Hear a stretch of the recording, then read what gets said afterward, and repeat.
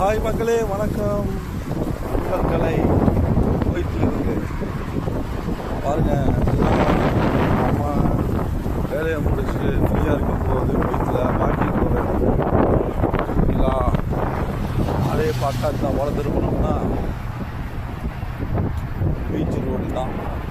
இந்த பக்கம் பின் side beach. இதே பாருங்கள், அதுதான் எப்படி இருக்குது பாருங்கள். நாணல் காடு மாதிரி நம்ம ஊரில் ஆறுகள் குளங்கள் விட்டுருக்குங்க. நாணல் காடு அந்த மாதிரி இருக்குங்களா? எப்படி இருக்குது அந்த பாருங்கள். இதுதான் ரோடு, மெயின் பீச் ரோடு.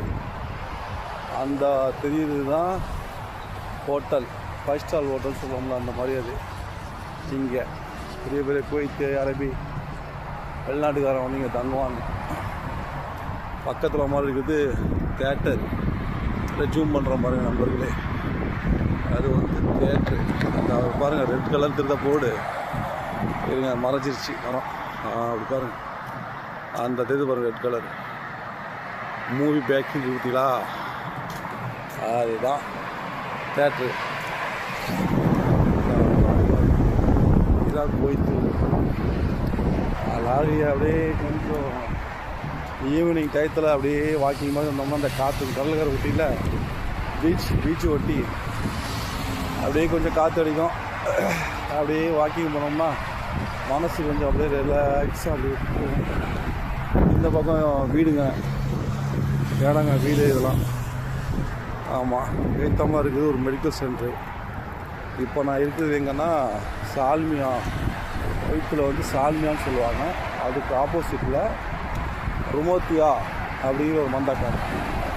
குவைத்தில் வந்துட்டு போன ஆளுங்களுக்கு தெரியும் ருமோத்தியானா. அது நல்ல ஏரியா தான், இங்கே தான் இருக்கேன்.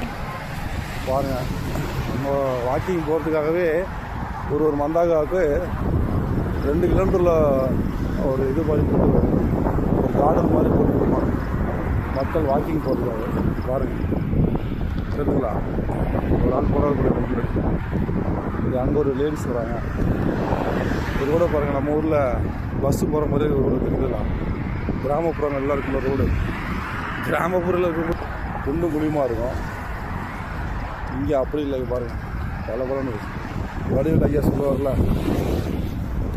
துபாய் பார்த்துக்குவாப்பில். துபாய் ஒரு குண்டான் சோறை கொட்டி நடு ரோட்டில் உட்காந்து குழச்சி அடிக்கிறான். இந்த மாதிரி ரோடை பாருங்கள். இதுதான் பிரிட்ஜு. அப்படியே மேலே ஏறினோம்னா இந்த ரோடு நேர குவைத் சிட்டி போகிறது. இந்த பக்கம் போனால் குவைத் சிட்டி, இந்த பக்கம் போனால் ஃபாகில் நம்ம தமிழ் மக்கள்கள் அங்கே நிறையா இருப்பாங்க. எல்லா பக்கமும் பரவலாக இருப்பாங்க. ஏன்னா அங்கே கொஞ்சம் தமிழ் கொஞ்சம் ஆளுங்க அதிகமாக இருப்பாங்க.